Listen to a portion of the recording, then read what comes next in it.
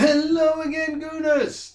Yeah, a very interesting backdrop lies behind me. I'll let you work out what it is. But I've been asked anyway, many times by numerous people to put together, and let me use that word, sort of that phrase really loosely, put together a kind of podcast / show whereby I start talking about Arsenal and all the rest of it, and saying welcome to the loose cannon, which I haven't done lately, and just basically talk about Arsenal for the previous year, perhaps. I'm not sure if I'm able to do that, but I'll give it a go. Here I am checking my phone just so I know what's coming up, etc., etc. But on this particular occasion, I'll just lay it on the line for you. I haven't really got anything planned at all. I mean, after all, it is Christmas. This is the Christmas show. I haven't got any Christmas decorations. I've got a few lights behind me, so hopefully that will suffice and keep you all happy. In you know, if that's what floats your boat. In other words, let's hope it's well and truly floated by now. Anyway, what can I say about this whole business? This whole it's not even a business though. When I think about it, wait a second. Where's the money coming? You haven't got a business unless you've got money coming in. And on this particular podcast, I'm not trying to flog a dead horse or anything, even though I do resemble a dead horse. I'm not trying to do that at all. But you know, ultimately, where is the money? And that's why I probably haven't been doing it very much. Yeah, I'll confess, I'm not a capitalist as such, but yeah, I do follow the pound notes occasionally. Who doesn't? And the pound notes have not led me into doing this. I'm not even sure what started it all, but here I am, and I'm chatting rubbish as per normal. You'd get used to it if you spent a lot of time with me, as maybe there are a few of you that have. Anyway, have I actually spoken about Arsenal at all as of yet? I'm not sure I have. Anyway, I'm gonna put matters right on that very subject, because I'll tell you what I'm gonna do. Because I've been reading a lot, as you do, as a lot of people do. I've been reading a lot of Mice and Men, and it's really difficult to say that. Reading a lot of Mice and Men, so you've got a double off going on there. I mean, not off. Well, off comes up more than of in general sort of modern talking, if you like. But here I am, just rambling. But anyway, the Of Mice and Men connection is going to be very useful to you, because I'm going to tell you exactly why. I don't even know if I can put this into words, but I've got my ideas, and I'm going to try my best to do that. I'm going to tell you exactly why Of Mice and Men resembles Arsenal Football Club. And that's what I intend to do very soon. In fact, I might even start with that before I get onto the nitty gritty, if I ever get to that.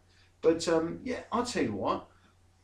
If you had to pick a character out of Mice and Men, the double of again, which character would it be that would actually, for you, represent Arsenal Football Club? I know the answer in my head. I'm going to give you 3 seconds to come up with your answer, and I'll bet you, a lot of you guess right. I'll tell you what I'm going to pick. I'm picking Curly's wife. Well, there are numerous differences. Obviously, Curly's wife doesn't have a name. Arsenal Football Club does have a name. But then, when you think about it, Arsenal have been through numerous names over the years. They were Woolwich Arsenal, Royal Arsenal, and yeah, they've had those names, haven't they? So, besides being called the Arsenal as well, so a bit like Curly's wife in that sense, not much. But I'll tell you why they are really similar. It's the colour red. The colour red, and she wears red, and it's that kind of allure, if you like. You know, it's that attraction. Red is an attractive colour, and I wonder how many of us. It sounds like I'm being serious for a moment, and perhaps I am, and perhaps I'm not. But red, how much is that a factor in us choosing the club that we end up supporting? I wonder. In my case, probably not a huge factor. But I don't know if I've told you exactly why I ended up supporting Arsenal, and it's not a very interesting story, I have to confess. But it was probably mainly because of my peer group, if you like. When I was at school, my whole table was full of Arsenal fans, and I wanted to be you know, on the same wavelength as those guys, pretty much. And not only that, there was also the fact that Arsenal ran in the family, in as much as on my mum's side of the family, at least, there were a lot of Arsenal fans, and it went back a long way. And in fact, my grandmother's father worked at Woolwich Arsenal, in the factory side of things. So because of that, I became an Arsenal fan. And obviously, some of you know that I have affiliations elsewhere. Let's put it like that, because of various reasons. So that I do get around, put it like that, and I don't put all my eggs in one basket, so to speak. So if that is a crime, then yeah, shoot me now, because yes, I am guilty of it.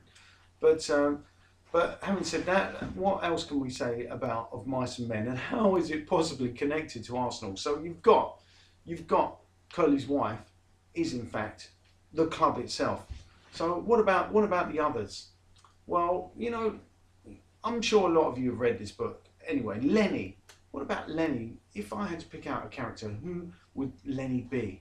I'll tell you who Lenny would be for me. Lenny would be Per Mertesacker. Now that sounds a little harsh and a little obvious as well. The reason being, Lenny's the biggest guy in the book, or novella, because that's a small book. Yes, he's the biggest guy, and obviously Per Mertesacker is the biggest guy at Arsenal. He's the biggest guy, I think, in the Premier League, if I'm not mistaken. And he's not stupid though, but you could argue neither is Lenny in every single way. And I don't expect that Per Mertesacker says, "Oh, boss, please let me tend the rabbits." I can't imagine that at all. But yeah, Per Mertesacker does need help at times, and he doesn't always get it, which is why, in my opinion, we've conceded goals of late. So see, I'm sort of tenuously linking it in with what's been going on at the club, even though the results haven't been that appalling. They haven't been probably good enough for a lot of people, me included. So there you go. Per Mertesacker, as Lenny, needs a George. Now, who is the George at the club at the moment? Well, in the absence of Koscielny, you'd have to say that Flamini is a George wannabe. I'm not saying he's a George, because you haven't got, obviously in the book George helps Lenny an awful lot. They're companions. You've got to pair, when you've got somebody like Lenny, you've got to pair him up with someone that complements him. And at the moment, it seems that we've struggled to do that. Obviously, Debusshy's done really well when he's come in and scored a goal the other day against Liverpool. But ultimately, it wasn't enough. We played really poorly at Liverpool, and there's no getting away from it. In fact, looking back on it, or even at the time, how did we get a draw out of that game? We should have got 3 points, but really, we didn't deserve any points. Liverpool outplayed us, and Liverpool are not the team they were when they had Suarez. So, bearing that in mind, we've got to take that 1 point as a Christmas gift, and let's hope there are plenty more Christmas gifts and more for the new year on the way. So I think I'll leave it there, because, as I said, I didn't have an awful lot to say to you at this particular moment. But no doubt I'll come up with something. Might even drape a bit of tinsel around my head next time I see you. Until the next time, I will only say these. How many words is it? It's just the one syllable. Oh, I should say, before I do that, I should say, because it is Christmas Day, I should say hap, because hap is all I do. I've explained to some people that the reason I say hap is because once I had to write on the area manager's card for a company that I used to work for. I had to write on his card, it was because it was his birthday, not Christmas, his birthday, and I just wrote hap. And somebody said to me, "Why did you just write hap? You didn't even sign it." I said, "Well, this particular guy, whose name doesn't escape me, but I'm not going to mention it," I said to whoever it was who asked me, "Well, I just thought hap would suffice." And they said, "Well, why is that?" And I said, "Purely because think about the guy as a person. What is he like?" They said, "Well, he's not very chatty." "Exactly," I said. "He doesn't talk." So I didn't want to waste words with him. In fact, I got to the point where I didn't even want to waste syllables. So instead of writing happy something, I just wrote hap, and I thought that's all he's got time to read. So I'm going to say the same to you, because I think it's quite respectful in a very deep and meaningful way. I want to say hap, and I want to also say away until the next time. Away, away, away. That's too many syllables.